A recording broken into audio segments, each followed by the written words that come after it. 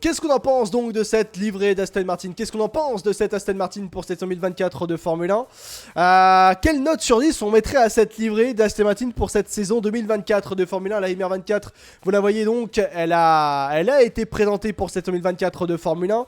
Quelle note on met donc pour cette Aston Martin 2024? Eh bien, perso, je la trouve magnifique. Hein. On est d'accord qu'on la trouve très belle? On la trouve très belle, c'est une masterclass. Alors oui, très clairement, elle n'a absolument, quasiment même, on va dire à 99,9%, elle n'a pas changé par rapport à la 2023 de Formule 1. Mais c'est pas dérangeant, c'est pas une problématique. Je vois pas où est le problème pour une écurie de ne pas changer de livret entre deux saisons, bien sûr, entre même plusieurs saisons d'ailleurs. Red Bull d'ailleurs garde la même livrée à la même livrée depuis très longtemps en Formule 1 et ça n'a jamais été un problème. La livrée est toujours très belle, elle a toujours une masterclass du côté de chez Red Bull. Aston Martin a une identité, a un verre, un British Green Racing, un verre magnifique, un verre très emblématique et ce verre parfait comme ça. Et parfait pour rester donc sur la livrée. Pour moi, c'est une masterclass encore une fois, cette Aston Martin pour 2024 de Formule 1. Et je vois dans le chat, ça met des 9 sur 10, des 8.5 sur 10, des 8 sur 10 d'ailleurs. Personnellement, pour moi, je le dis, c'est un 9 sur 10 la livrée Aston Martin pour 2024 de Formule 1. Et parce qu'elle est magnifique, elle est très belle, cette monoplace de Fernando Alonso et également de Lance Stroll pour cette 2024 de Formule 1. Masterclass, et c'est une monoplace potentiellement vainqueur du Grand Prix d'ailleurs, je vous rappelle. Hein. Cette monoplace pourra être potentiellement une monoplace vainqueur du Grand Prix en 2024, vu les ambitions d'Aston Martin, vu à quel point ils sont confiants par rapport à leur concept, vu à quel point il y a de l'ambition du côté de Aston Martin. Donc, clairement, une monoplace magnifique et qui peut potentiellement être vainqueur du Grand Prix grâce à Fernando Alonso ou Lance Stroll, potentiellement bien sûr. On verra ce que ça donnera, mais clairement, cette livrée, pépite, c'est une masterclass, bien sûr, les amis. Même BMW ou Lamborghini n'aurait pas autant marché. Lorenz est un génie, il n'aurait pas pu choisir une meilleure marque pour lancer. Oui, c'est clair, c'est vrai. Qu'est-ce qu'il y a, Hicham? Qu'est-ce que c'est que ça?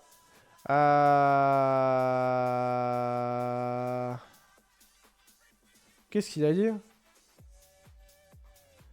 Ah, il a fait une déclaration, Alonso? Ah, mais il y a une petite... Il y a une petite interview. Il a tiré sur Lewis? Comment ça? Comment ça il a tiré sur Lewis? Fernando Alonso a déclaré que le transfert de Lewis Hamilton chez Ferrari pourrait faire de l'équipe italienne un prétendant au championnat 2025. Pourquoi? Peut-être que Lewis peut apporter ce petit plus pour se battre pour le championnat. La voiture est là. Bah quoi, qu'est-ce qu'il y a? Il est où le problème?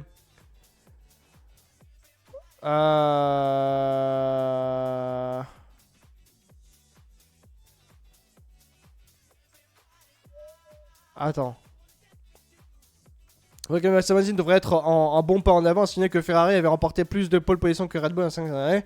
Même l'année dernière, avec une voiture Red Bull très dominante, Ferrari a égalé le temps au tour le plus rapide.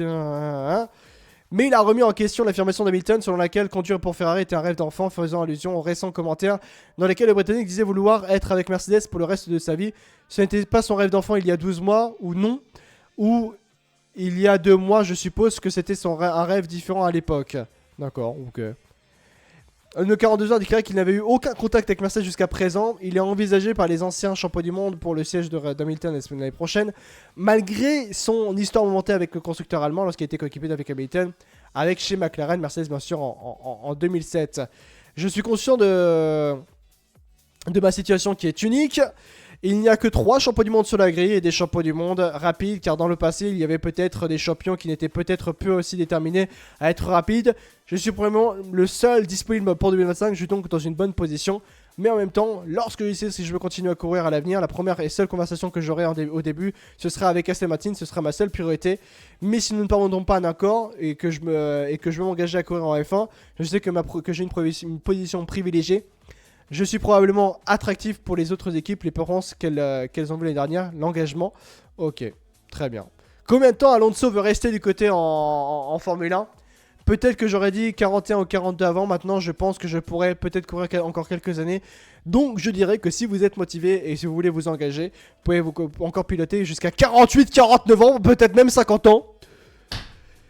Bon, et ben on va se taper encore du Fernando Alonso jusqu'à ses 50 ans, super. Super, bah écoutez, on va aller loin avec Fernando Alonso. Hein.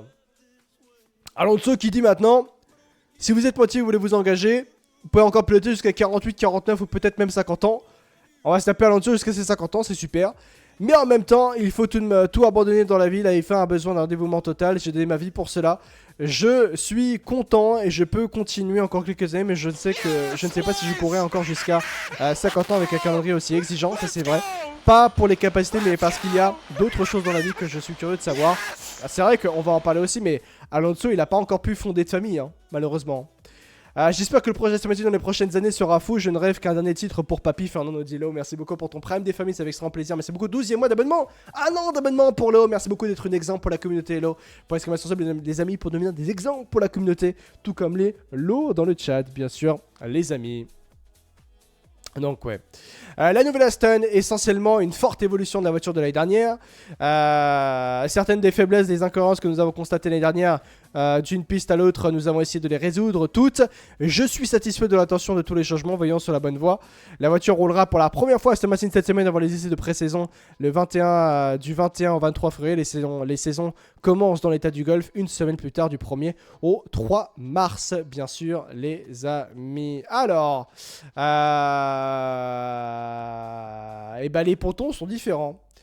Les pontons sont différents effectivement du côté de chez Aston Martin. Alors, la voie de la MR23 réellement c'est une évolution par rapport à la MR24 réellement c'est une évolution par rapport à la monoplace de l'an dernier. Clairement, on est sur une évolution fondamentale réellement dans le projet Aston Martin pour devenir champion du monde.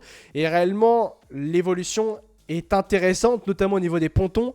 Les pontons ont drastiquement changé. Très clairement par rapport à l'an dernier. On a une monoplace qui est bien plus prononcée, bien plus agressive. Donc clairement, la MR24 est une monoplace qui chercherait essentiellement à être...